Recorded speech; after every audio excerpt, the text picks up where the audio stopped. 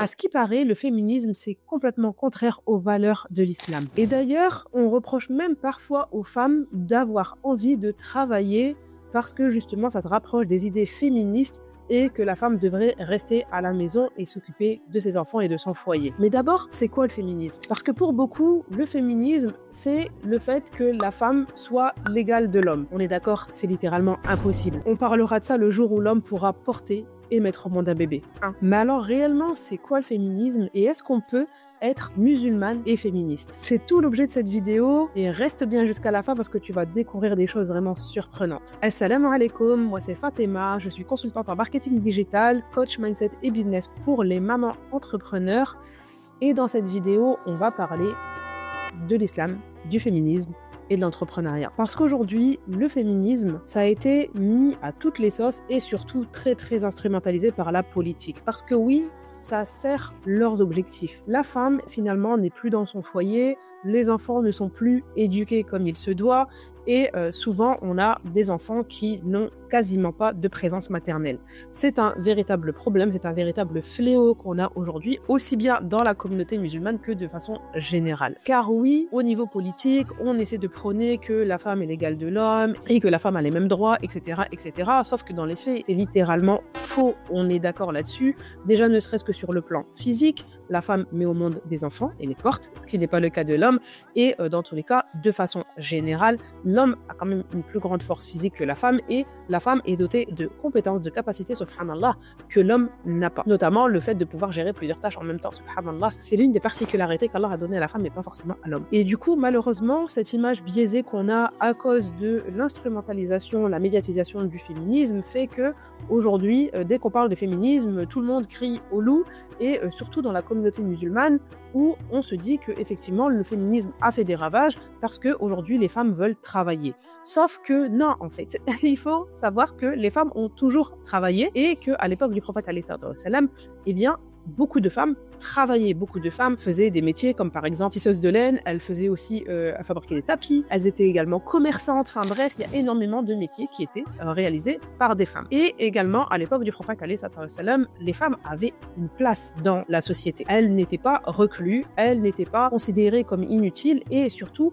on ne leur a pas demandé de rester strictement à la maison et de ne pas avoir le droit d'avoir une activité ou d'avoir des loisirs par exemple. Subhanallah, ça on a ça dans aucun hadith et pas même dans le Coran. Et justement, on peut voir ça avec l'histoire de Nusayba bint Ka'b al-Ansariya. Nusayba, c'est une compagnonne du prophète alayhi salam et je vais te raconter son histoire. Elle vivait à Médine, c'est une Ansariya et c'est l'une des premières femmes à s'être convertie à l'islam à Médine. Cette femme, elle a participé à de nombreuses batailles et notamment, vraiment c'est à ce moment-là où on a beaucoup d'histoires et notamment lors de la bataille d'Uhud où vraiment elle marque d'un point de fer son histoire. Lors de la bataille de Uhud en 625, Nusayba bint Ka'b voit que le prophète alayhi salatu wa salam et les compagnons sont en mauvaise posture et sont en train de perdre cette bataille. Nusayba bint Ka'b décide alors de prendre une épée et d'aller défendre l'armée et d'aller défendre les musulmans et surtout de protéger le prophète alayhi salatu wa salam. Suite à cela, le prophète sallallahu alayhi wa sallam lui demande de participer à plusieurs batailles avec lui. Mais ça ne s'arrête pas là. Nusayba bint Ka'b n'a pas uniquement un rôle religieux. Elle a également un grand rôle social et un grand rôle religieux au sein de Médine. Et Nusayba s'intéresse énormément à la religion et s'interroge énormément sur les versets qui descendent au prophète alayhi salatu wa salam au fur et à mesure. Et notamment un jour, elle vient voir le prophète pour lui demander pourquoi les versets du Coran ne s'adressent qu'aux hommes. Subhanallah, suite à cela, un verset est descendu du Coran et suite à cela, les versets s'adressaient aussi bien aux hommes qu'aux femmes dans le Coran. Et le verset qui est arrivé et qui a été révélateur, le tout premier, c'est celui-ci. Donc c'est dans Surat Al-Ahzab, le verset 35, où Allah justement va parler aussi bien aux hommes qu'aux femmes. Donc je te commence le verset. Innal muslimina wal muslimati wal mu'minina wal mu'minati wal qanitina wal qanitati was sadiqina was sadiqati was sabirina was sabirati wal khashi'ina wal khashi'ati, etc. etc.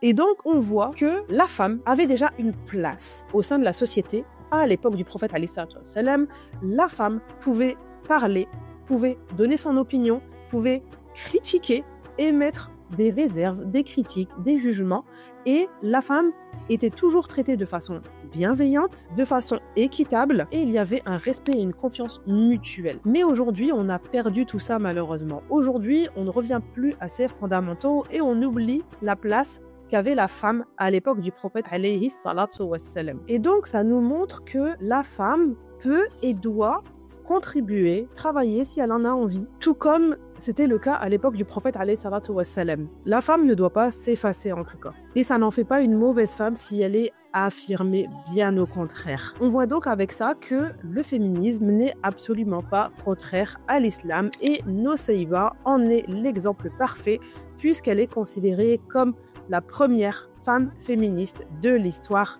de l'islam. Donc non, être féministe, ça ne veut pas dire être l'égal de l'homme comme on veut nous le faire croire. Être féministe, c'est prendre la place qu'Allah t'a donnée en tant que femme, c'est prendre conscience des devoirs mais aussi des droits dont Allah t'a comblé et ne pas te soumettre, ne pas se soumettre à des hommes qui veulent faire taire la femme, qui veulent que la place de la femme soit à la cuisine, qui ne veulent pas que la femme ait son mot à dire et qu'elle soit tout simplement obéissante. Alors oui, obéissante à ton créateur. D'ailleurs, justement, c'est à lui que tu dois te référer pour avoir le meilleur des comportements en tant que femme. Le prophète alayhi salatu wassalam consultait ses épouses et prenait en compte leur avis. Alhamdulillah, prenait des décisions en commun et donc c'est à ça qu'on doit revenir nous également. Les femmes, à l'époque du prophète alayhi salatu wassalam, avaient des responsabilités. On l'a vu avec Nusayba bint Ka'b, on le voit également avec des femmes comme Hafsa bint Umar radiallahu anha ou Asma bint Abu Bakr,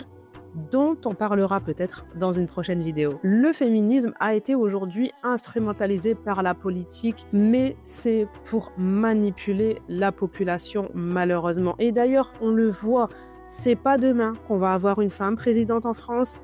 Et d'ailleurs, ça fait des années qu'on a des débats par rapport au salaire de l'homme et au salaire de la femme qui ne sont toujours pas égaux en 2025 et ça n'est pas prêt de changer. Et on le voit, comme on l'a dit dans le début de cette vidéo, l'homme ne peut pas être l'égal de la femme à partir du moment où c'est la femme qui porte le bébé, qui le met au monde et une femme ne peut pas, bien évidemment, du jour au lendemain, accoucher et partir retravailler le lendemain. En fait, sauf Rachida Dati.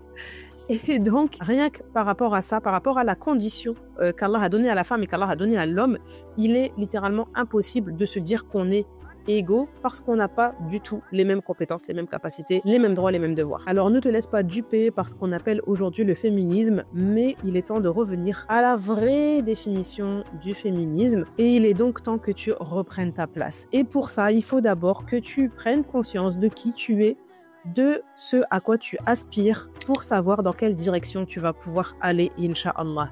Donc si aujourd'hui tu es perdu, que tu manques de confiance en toi, que tu es souvent en proie au doute, que tu as du mal à avancer dans ton business et que souvent tu procrastines justement par rapport à ça, si aujourd'hui tu as un environnement, un entourage qui te fait croire à chaque fois que tu n'as pas ton mot à dire ou que tu n'es pas capable, eh bien, il est temps aujourd'hui de reprendre ta position de leader, de reprendre ta position de femme et je peux t'y aider. Bi'idnillah, je t'invite à cliquer sur le lien juste en dessous de cette vidéo pour prendre rendez-vous, pour qu'on puisse faire le point sur ta situation et qu'on puisse voir ensemble un plan d'action qui puisse t'aider à aller de l'avant et à te réaffirmer. Voilà pour cette vidéo, j'espère qu'elle t'a plu. N'hésite surtout pas à liker, à partager en masse à toutes les mamans entrepreneurs que tu connais ou pas d'ailleurs. Je t'invite également à t'abonner si ce n'est pas déjà fait et je te dis à bientôt pour une nouvelle vidéo. Fi amanillah, assalamu alaikum.